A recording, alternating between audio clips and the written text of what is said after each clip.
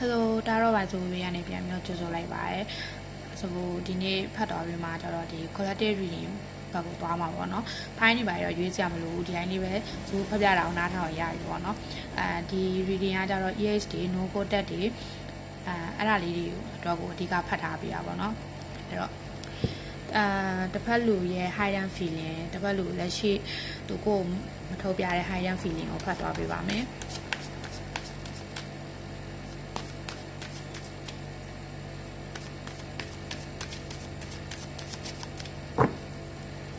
ဘယ်လိုလက်ရှိကိုပုံခွဲထားတဲ့ feeling ဘယ်လိုလက်ရှိကိုပုံခွဲထားတဲ့ feeling ဘယ်လိုလက်ရှိကိုပုံခွဲထားတဲ့ feeling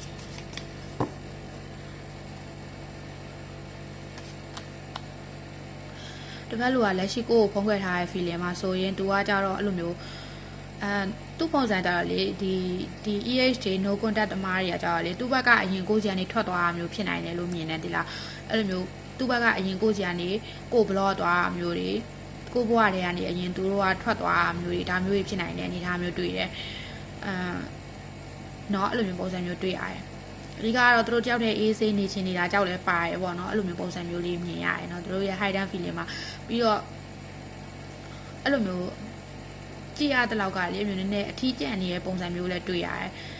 စိတ်ရှုပ်နေရဲ့အထီးကျန်နေရဲ့ပြီးတော့တယောက်တည်းပဲအေးဆေးနေချင်နေတဲ့ပုံစံမျိုးเนาะအဲ့လိုမျိုးအနေထားမျိုးမြင်တယ်เนาะတစ်ဖက်လူရဲ့ hidden feeling မှာ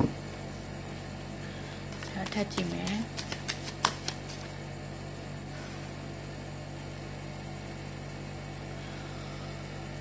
အဲ့တော့တစ်ဖက်လူကကြာလေအဲ့လိုမျိုးသူ့ဘက်ကတော့လေဘယ်လိုပြောရမလဲဒီလိုမျိုးထွက်သွားတဲ့အပေါ်မှာကကြာလေသူ့ကိုယ်သူလိပ်ပြလုံးနေပေါ့နော်သူမဟုတ်တာမလုပ်ဘူးဒီ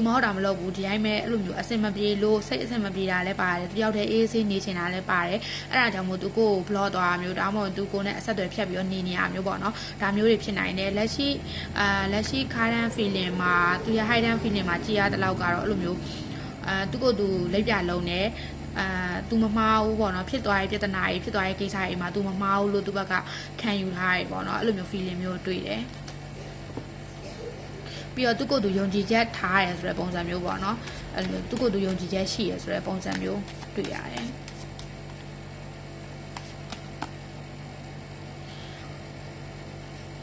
အဲ့တော့စိတ်တွေကမတည်မငြိမ်ဖြစ်နေတာမျိုးတွေစိတ်တွေမရှင်းမလင်းဖြစ်နေတဲ့အရာတွေရှိရဲ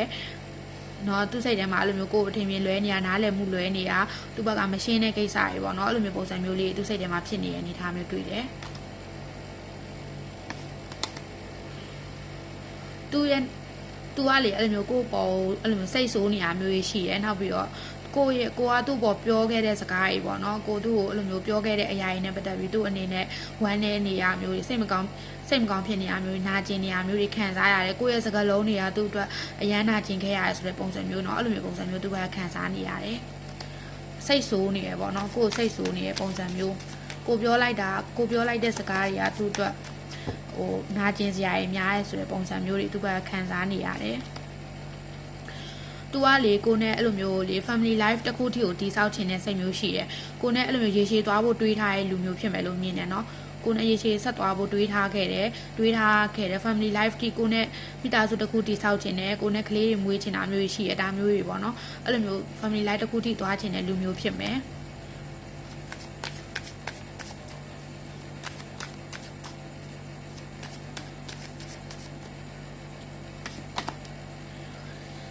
ဒီလားဒီမှာသူ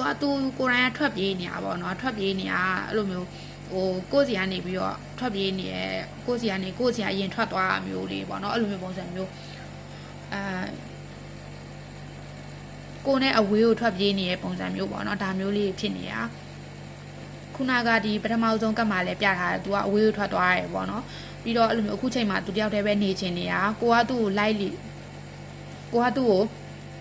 ဆက်သွယ်ရင်အောင်မှာသူ့ဘက်ကနေပြီးတော့အခုချိန်မှာလက်ခံအောင်မဲ့အနေထားမျိုးမရှိသေးဘူးဘလို့ဆိုတော့သူတယောက်တည်းပဲနေချင်နေတာဆိုတော့ကိုစီကနေပြီးတော့အဝေးကိုထွက်ပြေးနေတဲ့ပုံစံမျိုးပေါ့နော်အဲ့လိုမျိုးပုံစံမျိုးတွေ့ရတယ်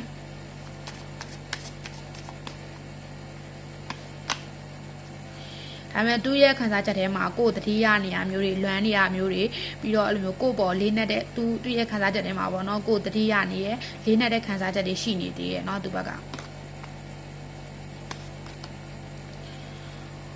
အခုချိန်မှာတော့သူတယောက်တည်းပဲနေချင်နေတယ်အဲ့လိုမျိုးတော်တော်များများကက်လေးတွေက3ကက်လောက်ရှိပြီပေါ့နော်ကြာမျိုးသူတယောက်တည်းပဲနေချင်နေတဲ့ပုံစံမျိုးတွေတွေ့ရတယ်သူ့လွတ်ထားပေးဖို့တော့လိုသေးရဲ့နော်လက်တလောအနေနဲ့ကတော့ပြန်မလာတော့သေးဘူးပေါ့နော်သူလွတ်ထားပေးဖို့လိုတယ်ဒါပေမဲ့ तू အဲ့လိုမျိုးနေတယ်ဆိုပေမဲ့လည်းကိုယ့်ပေါ်ကိုအဲ့လိုမျိုးတစ္ဆာဖောက်နေရမျိုးတွေမရှိဘူး तू တစ္ဆာရှိနဲ့ပဲနေတယ် तू ကိုယ် तू လိပ်ပြလုံးတယ်တစ္ဆာရှိနဲ့ပဲ तू ကိုယ် तू ဖြတ်တန်းနေတယ် तू တယောက်တည်းပဲ तू ထွက်သွားပေမဲ့တယောက်တည်းပဲအဲ့လိုအေးဆေးနေနေတဲ့ပုံစံမျိုးပေါ့နော်ကိုယ့်ပေါ်ကိုတစ္ဆာဖောက်ခဲ့တာမျိုးတွေလည်းမရှိသလို तू ထွက်သွားတဲ့အပေါ်မှာလည်းတစ္ဆာမဲစွာနဲ့ तू နေနေတာမျိုးတွေမရှိဘူးပေါ့နော်အဲ့လိုမျိုးပုံစံမျိုးပြောထားတယ်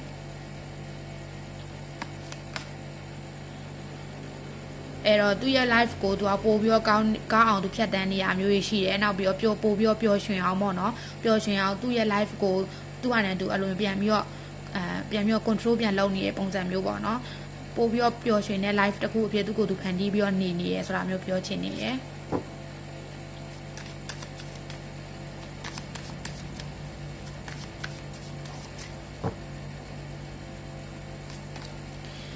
သူနဲ့ကိုယ်နဲ့က soul mate တွေဖြစ်တယ်ပြီးတော့တယောက်နဲ့တယောက်အဲ့လိုမျိုးခံစားချက်တွေပေါ့နော်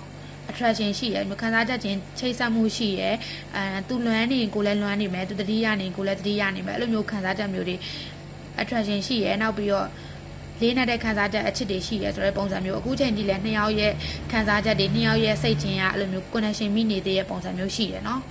နှစ်ယောက်ကအမျိုးဆက်တွေမရဘူးဆိုရင်တော့မှတယောက်စိတ်ကိုတယောက်သိနေသေးရယ်နားလည်နေသေးရယ်ခံစားမိနေသေးရယ်ပေါ့နော်အဲ့လိုမျိုးပုံစံမျိုးလေးတွေ့ရယ်ဒီမှာ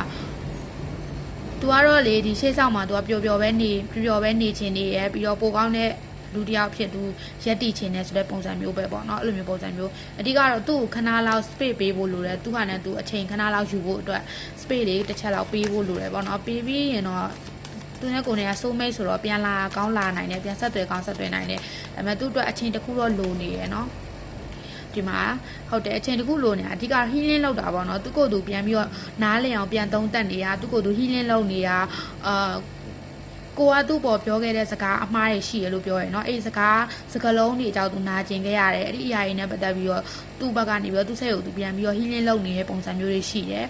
သူကိုယ်သူပြန်ရှာနေတဲ့ပုံစံမျိုးတွေပေါ့နော်ငါဘာကြီးမှားတာလဲငါဘယ်လိုမျိုးနေတင်လဲဆိုတာမျိုးပြန်ပြီးတော့သုံးသပ်နေရမျိုးရှိတယ်အဲ့ဒါကြောင့်မို့သူအရေးရှိဒီရှေ့ချောင်းမှာသူကိုယ်သူကောင်းတဲ့လူတစ်ယောက်ဖြစ်ပဲသူဖြတ်တန်းမှာအဲ့လိုမျိုးဖြတ်တန်းဖို့လဲသူကိုယ်သူ healing လုပ်ရမယ်နောက်ပြီးတော့ကြတော့ဒီမှာသူကိုယ်သူပြန်ပြီးတော့ရှာဖွေရမယ်ပြီးတော့သူပို့ပြီးတော့တိုးတက်အောင်ပို့ပြီးတော့အဆင်ပြေအောင်သူလုပ်ရမယ်ဆိုတာမျိုးပေါ့နော်သူအဲ့လိုမျိုးပုံစံမျိုးတွေတွေးနေရမျိုးရှိတယ်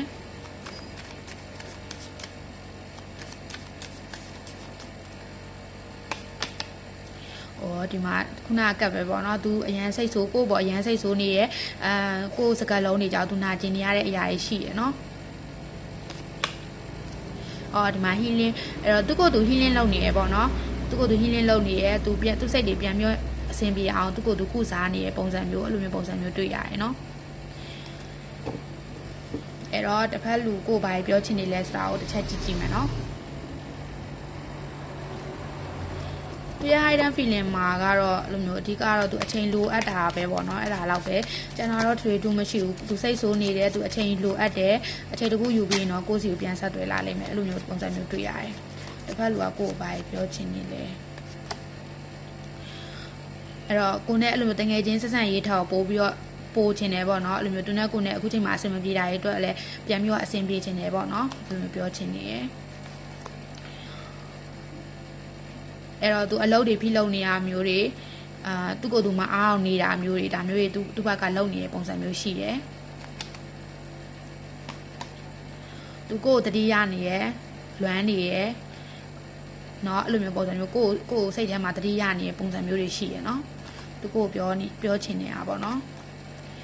ဒီမှာဒီလားသူ့အတွက်အချိန်တကူလိုတယ်ပေါ့နော်အဲ့တော့ဒီ reading ကိုကြည့်နေတဲ့လူကတော့ကိုကတစ်ဖက်လူကိုပြန်လာစေချင်တယ်ဆိုအချိန်တကူစောက်ပေးလိုက်ပါစိတ်ရှိနဲ့စောက်ပါအကောင့်ဘက်ကိုတွေးပါတစ်ဖက်လူကသူ့ကိုယ်သူ healing လုပ်ပြီးရင်ကိုယ့်စီကိုပြန်လာလိမ့်မယ်ပြန်ဆက်သွယ်လာလိမ့်မယ်